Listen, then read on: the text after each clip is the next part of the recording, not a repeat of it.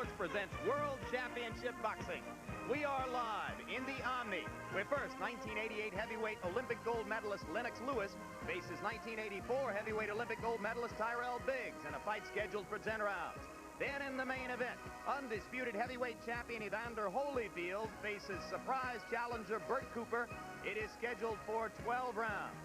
Tickets here tonight were purposely scaled down to $25 so that Evander Holyfield could extend to everyone in Atlanta the opportunity to see a heavyweight championship fight.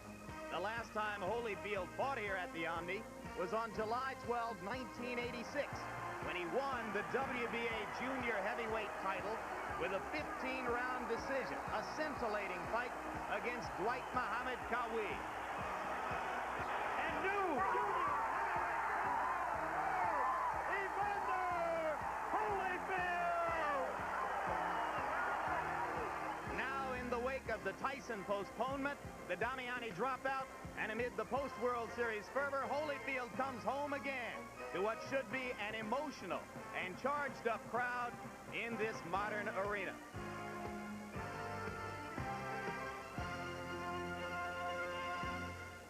And hello again, everybody. I'm Jim Lampley. Welcome back to HBO Championship Boxing as big-time heavyweight fights come back to Atlanta for the first time since Muhammad Ali launched his return to the ring from forced exile 21 years ago here in October of 1970 against Jerry Quarry.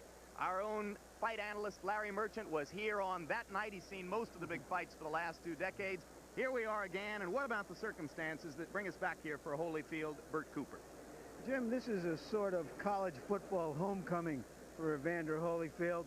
The purpose of a homecoming game is to send the alumni home happy, the hometown fans. And the way you do that is by not scheduling Miami, by scheduling Long Beach State. And Bert Cooper is Long Beach State for Evander Holyfield. You're bound to have had a lot of memories of Ali Quarry these last couple of days. Yes, I have. In fact, I took a walk downtown, and a lot of that stuff came back to me. It was one of the most extraordinary events I ever covered. 2 things stand out. The colorful assemblage of hustlers and rustlers from all over the country came back to see Ali fight Jerry Quarry, who was one of the best heavyweights of his time. And secondly, Bill Cosby sat right nearby, said to me just before the fight, "I'm so excited, I wish they'd fight for 2 weeks. I'll settle tonight for about 6 rounds." Well, of course, Quarry and Ali only went 3 rounds. We'll see how long it's going to be for Holyfield and Cooper a little later on in the evening. But first, rising young heavyweight star Lennox Lewis of England, fighting for only the 2nd time in the United States against former heavyweight contender Tyrell. Normally, George Foreman would be the 3rd man here for us tonight, but George is training for his December 7 live HBO bout against Jimmy Ellis, and we are privileged to have here filling George's shoes a boxing legend, trainer, manager, and television commentator Gil Clancy. Gil, what about the upcoming Lennox Lewis fight? What do you think of it? Well, you know, Lennox Lewis won the super heavyweight championship in the Olympics by knocking out Riddick Bowe. Since then, Riddick Bowe's taken the express lane to the top. Lewis decided to play it slow. He's fought all those fights. This is a yardstick. He's going to fight a guy that Riddick Bowe knocked out in a tough fight in Tyrell. This is the yardstick for him. Bowe had a tough fight with Biggs that went 8 rounds. Is there a business incentive for Lewis to try to get it done against Biggs in something shorter than that? Well, you know, Riddick Bowe may have taken something out of Biggs. That remains to be seen. But certainly, Lewis is going to try to do a better job. All right, Gil. And let's take a look now at the 1984 Olympic super heavyweight gold medalist Tyrell as he gets ready to make his way to the ring. Biggs, of course, 4 years ago was the star heavyweight in the Duvas main event stable when he fought against Mike Tyson in 1987 in Atlantic City. At that time, the Duvas still had Evander Holyfield fighting in the cruiserweight division. And shortly after his knockout loss to Tyson, the Duvas split from Tyrell Biggs. They believed that he no longer had it to be a contender in the heavyweight division. So one of Biggs's motives here tonight is an entirely personal one, to show his former employers that he is still the kind of fighter that they once believed he was. One of the unusual things about Biggs, Gil, is that he openly talks about the fact that he's gone from a headliner to an opponent. Well, yes, it certainly was unusual. He put himself in perspective. He said, I used to be the superstar. I was the guy that was building up. Now they're trying to use me to build up other guys. He said, but I think I can still fight. There's Tyrell Biggs' record, as you can see. Since he was defeated by Mike Tyson, he's won 5 and lost 4. And maybe the best argument he can make that he can still fight was that showing against Bo, because for much of the fight he was competitive and looked better than he had in years, Gil. He certainly was, and at the one time in the fight, he had Bo in trouble, and it was the first time I saw him really set down on punches and really bang away, and that's what he says he's going to do tonight. All right, now here comes the man who knocked out Riddick Bowe in Seoul, South Korea for the Olympic gold medal in 1988. Lennox Lewis.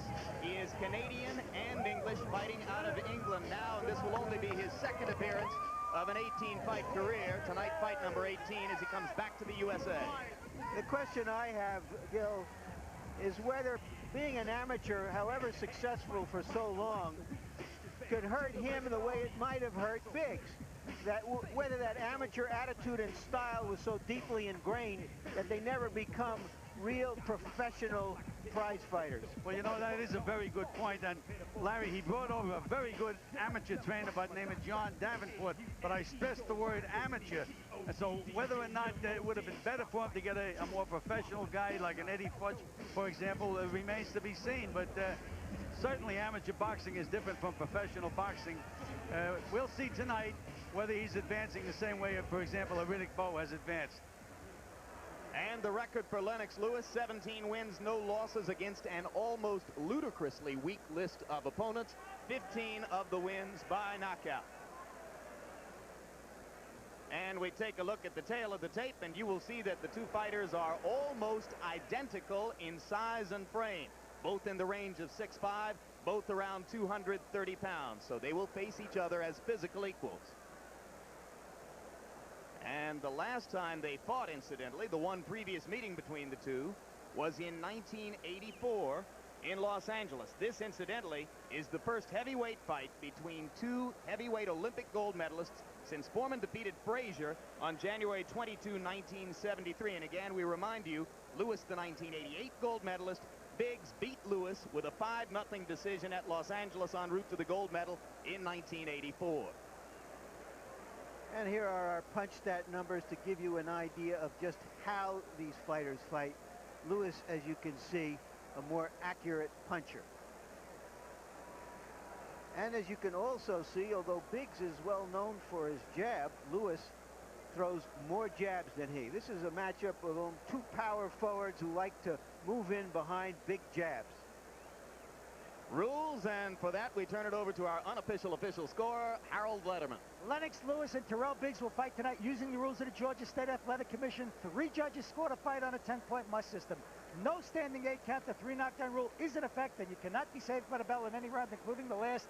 And if if the fight is stopped because of a cut produced by an accidental headbutt, we go to the scorecards after 5 rounds have been completed. Up until then, it's a technical draw. All right, Harold, thanks very much. Right now, let's go to the familiar face and voice of ring announcer Michael Buffer for pre-fight introductions.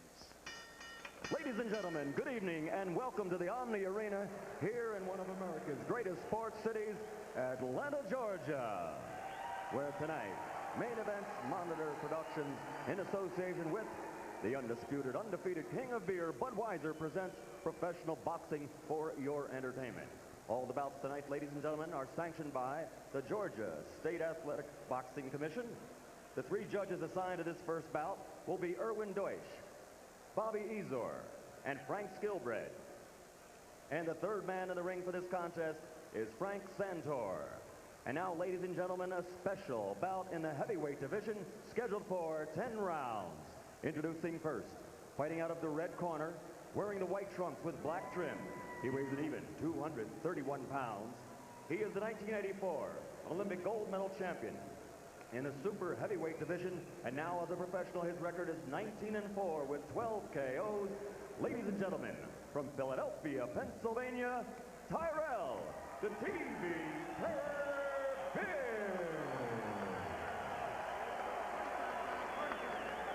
In across the ring in the blue corner, his opponent wearing the red trunks with black trim, weighing in at 230.5 pounds. He also is an Olympic gold medal champion in the super heavyweight division from 1988 He's undefeated now as a professional. 17-0, 15 by KO, ranked number 3 in the world by the WBA. Ladies and gentlemen, from East London, England, Lennox Lewis.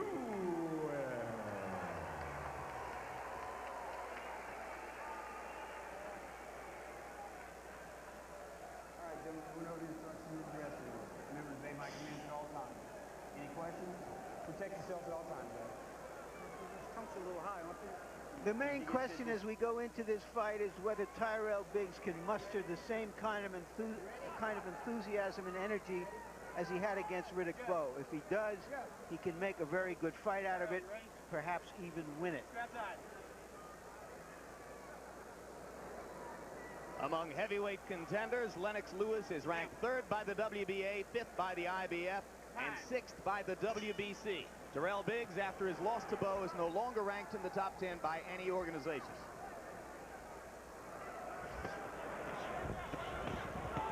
Lewis comes out firing and lands a right hand to drive Bowe into the ropes. Great, there you go. Make it Biggs, not Bowe. You may be thinking of the future, Larry. Yeah, I'm thinking of something that might happen down the road.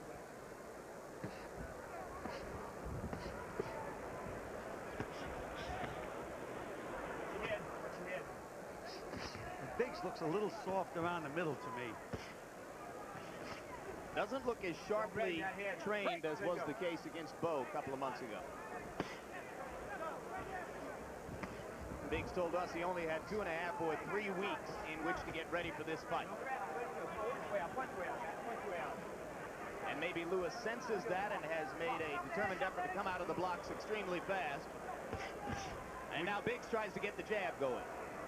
And you know, it's unusual for the book on Lennox Lewis is that he's a very careful fighter. Works behind the jab. And for him to move out of the blocks like that, Jim, is quite a surprise. He looks like he wants to get it over with in the first round. Clearly wants to make an impression on American viewers and the American boxing writers seated at ringside.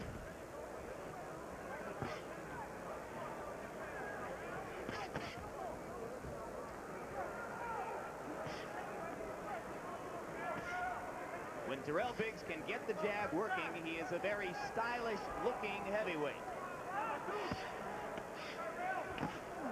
Wild right hand, just missed by Lewis.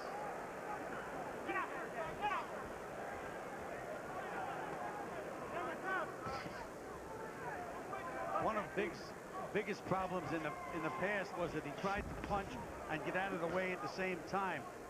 And it took all of the sting out of his punches. He said tonight that he's going to sit down on his punches, and he finally realized that he has to hit you and hurt you when he fights you. It's not any amateur. Both men are landing the jab here. Biggs has not tried to follow with anything. Lewis is the one who is throwing big right hands over the top, most of which have missed so far, except for the one early connect that pushed Biggs into the ropes. But as you can see, Tyrell Biggs is fighting from a flat-footed stance, which is very, very unusual for him. None of the side-to-side movement, not on his toes. Lead left hook just missed for Lewis. Now 2 right hands land, and another. And Biggs ties him up. Round 1 coming to a close. Lewis lands 2 more right hands. Biggs in a little trouble, but the bell is going to sound. We spoke about the amateur attitude that might be ingrained in these fighters from their long amateur histories, but right there, Lennox Lewis showed us some real professional attitude. Just relax and use your jab, okay? He certainly did, Larry. He came right out bombing. Okay? Tyrell, just stay relaxed, okay? Stay relaxed. Stay relaxed, Tyrell. Stay relaxed. Tyrell. There you see Lewis squaring off and trying to put some real hurt on Biggs. Same sequence, different angle. It's unusual for a British heavyweight of any kind to fight this way. Gil, we're usually used to seeing them wanting to lay back, amateur or professional. Well, you know, I did mention the fact that John Davenport, an American trainer, is his trainer, moved over from New Jersey. But again, John has worked mostly with amateur fighters. But you can see that Lennox Lewis looks like he certainly has advanced quite a bit since Well, his he was amateur exceptionally days. aggressive in his last fight against former cruiserweight Glenn McCrory, and he has come out firing again tonight. Lewis, once again, pinning Biggs against the ropes with right hands, and now Tyrell pivots off the ropes and lands a couple body shots.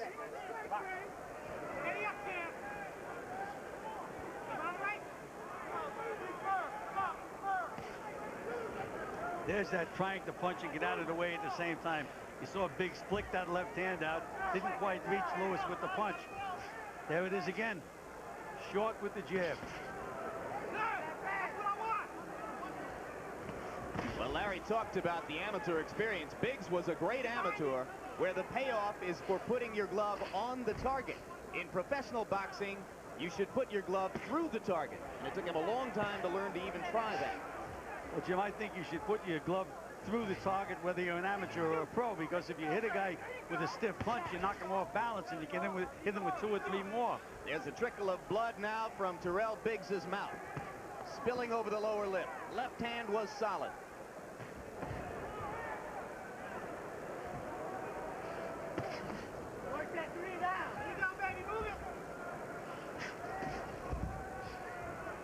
If you saw Biggs Tyson in 1987, you know that Tyrell gets a very pained expression on his face, almost as though he's about to weep when he's being badly beaten in the ring. Traces of that expression are already beginning to creep around the eyes of Tyrell Biggs tonight. Lennox Lewis looks like much the stronger guy physically, Jim. Looks like he can handle Tyrell on the inside.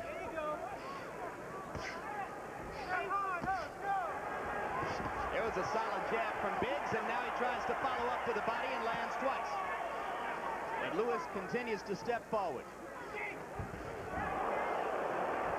That right hand did not connect. So the crowd loved the effort. Uppercut is solid, and Tyrell Biggs once again pinned against the ropes.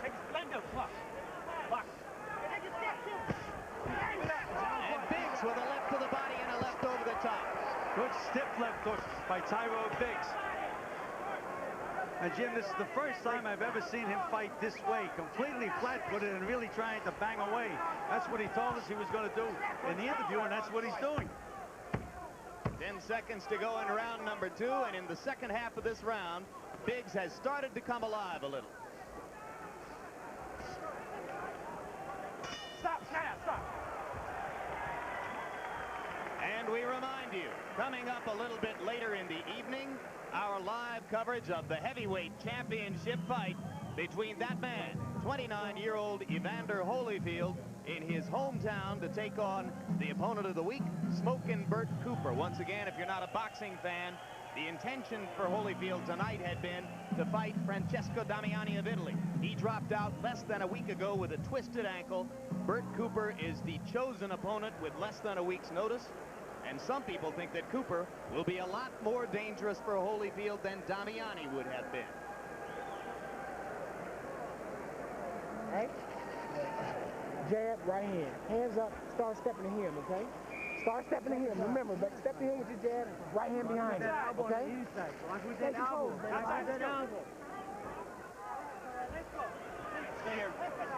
Very often the difference in fights like these is you have one fighter on the way up who's never had his shot, still has a dream of being a champion. The other fighter has had his shot. Can the other fighter, meaning Biggs, really sustain his enthusiasm through a barrage of punches? Well, Larry, if in fact Biggs can land a couple of good solid punches, he can get that adrenaline flowing. But he can get discouraged a lot easier than a Lennox Lewis can get discouraged in a fight. And right now in this round, he's already taken 2 discouraging right hands. That one just missed. But this is rapidly deteriorating toward target practice for Lennox Lewis. There's a good stiff jab. And another. And there's the right hand he was supposed to follow with.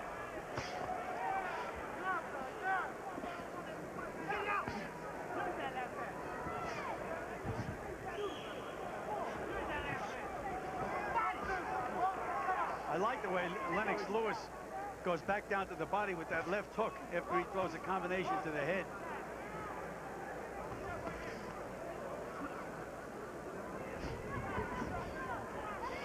One of the things for which Lewis has been criticized in the English press is an inability to put punches together. So he has been working on that.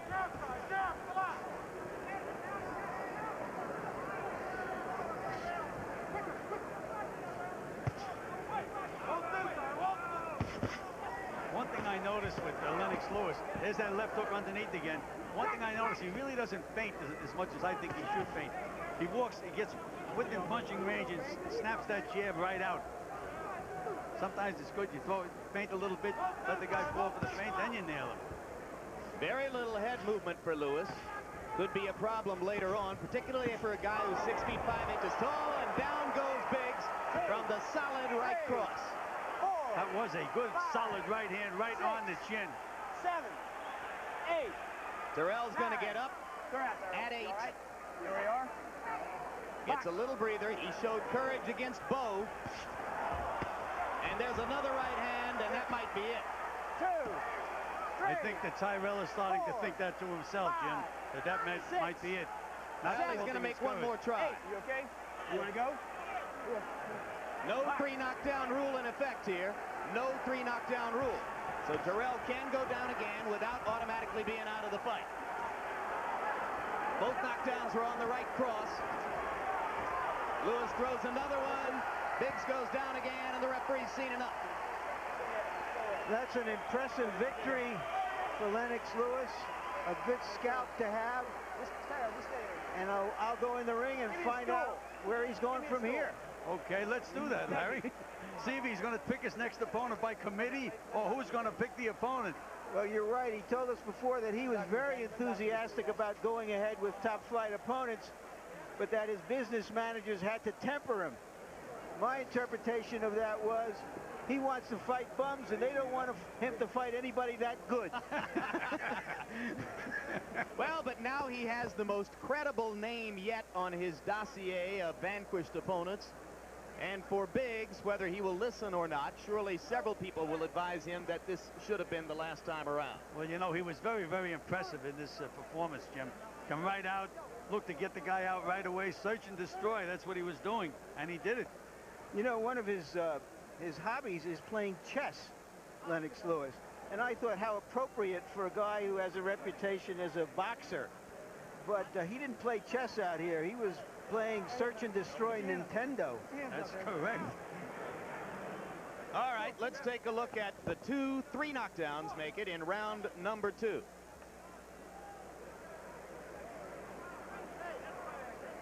There was the first solid right cross, as you said, Gil, right on the button.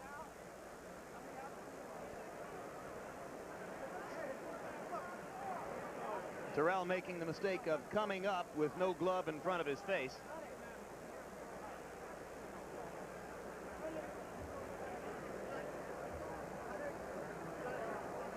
Anytime you slip a punch, Jim, as you said, he should have come up throwing a left hook, even just to protect himself. But instead, as you can see here, doesn't do a thing. Just stays there and bang right on the chin. Lewis looked like so much strong. He looked so much stronger. Here's the second of the 3 knockdowns. There's the wild left that Biggs threw in attempted retaliation. And clearly he was still groggy from the right cross that produced the first knockdown. Yeah, the second knockdown certainly was not a solid punch. You can see it just about caught him almost in the back of the neck. But you can see. And now we'll take a look at knockdown number 3. They were against the ropes as Lewis tried to finish things off. The uppercut was vicious, and Biggs had had enough. He certainly did. And if you take a look, he looks really like he's been battered badly in the 3 rounds.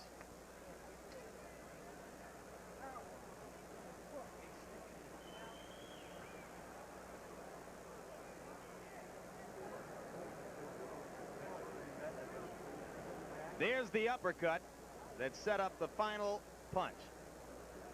So Tyrell Biggs is waved off after the 3rd knockdown. And Lennox Lewis has the 18th win of his career, the 16th by knockout.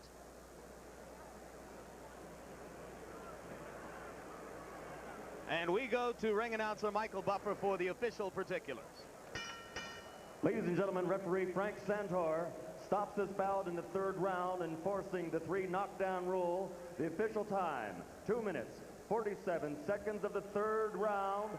The winner by TKO victory, still undefeated, Lennox Lewis.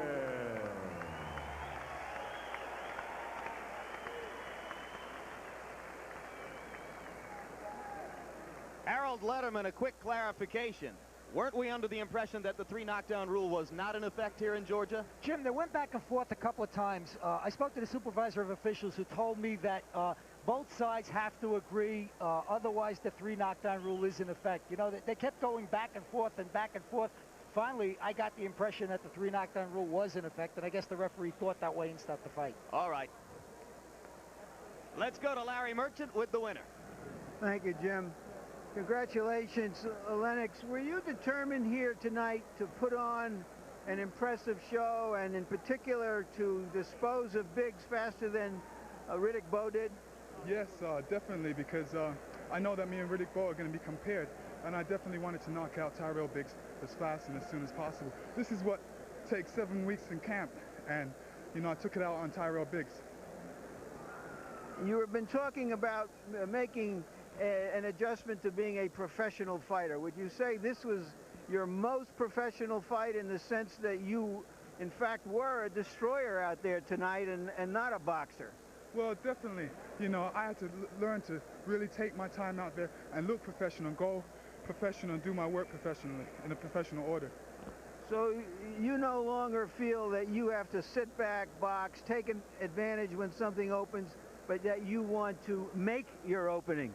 I definitely want to make my openings. Lennox Lewis is on a mission, and Tyrell Biggs was a stepping stone for me. So I feel great, confident, and ready. Describe the mission for us. The mission is to be the world heavyweight champion, and all I need is a couple more fights, and then I'll be in there against the champion. Can you give us any idea of what your program, your schedule would be, how you see 1992 unfolding for you, who you want to fight? Well, I just want to fight anybody that they put me in against, because I have a lot of confidence in my own ability.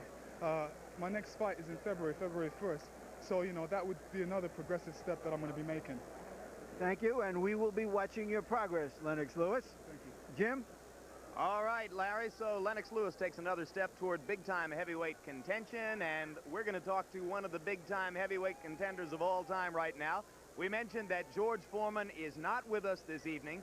He's down in Houston, where he's been training for the December 7 matchup live on HBO with Jimmy Ellis. But we've got him all hooked up and watching and getting ready to work with us on a part-time basis. George, if you can hear me, what did you think of Lennox Lewis in that 8-minute and 47-second showing? I was more than impressed. He's a great boxer and a good right-hand puncher. I tell you this, I don't want any parts of him. Well, we probably knew that. I know you don't want to fight too many other people other than whoever's holding the heavyweight championship belt. I'm trying to lose that weight, but everywhere I go, there's Lufkin Barbecue, Luther's Barbecue, and I'm not having a whole lot of progress. Life is one big party for you, George, and that's one of the things we love about you. Party. Yeah. Do you think that Biggs was a credible enough opponent and showed enough of an effort here for this to be a real positive credential on Lewis's record? Well, Biggs, you got to say positive things about him, but as he said on that floor, the song "Nobody Knows the Trouble I've Seen" came to my mind.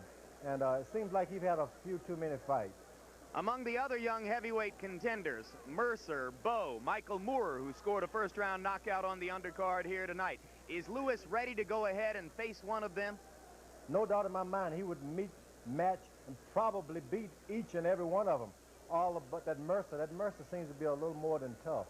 What do you expect out of Holyfield Cooper coming up? Boy, in the Holyfield Cooper, there's two faces of Bert Cooper. One is the guy who could come out and whip anybody. If you give him enough room, he'll run you out of that ring. And the other, you just don't know.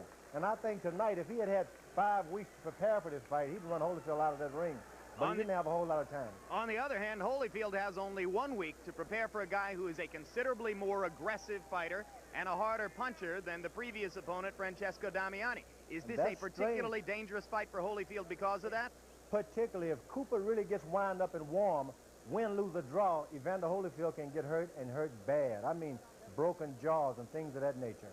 All right, George, thanks for the build-up. That should excite some of our viewers, and we'll look forward to talking to you after the conclusion of the main event. George Foreman live via satellite down in Houston. That takes care of the first fight of the evening. And now, with the conclusion of those festivities, we get ready now for Evander Holyfield's hometown defense of 2/3 of his heavyweight title against Smokin' Bert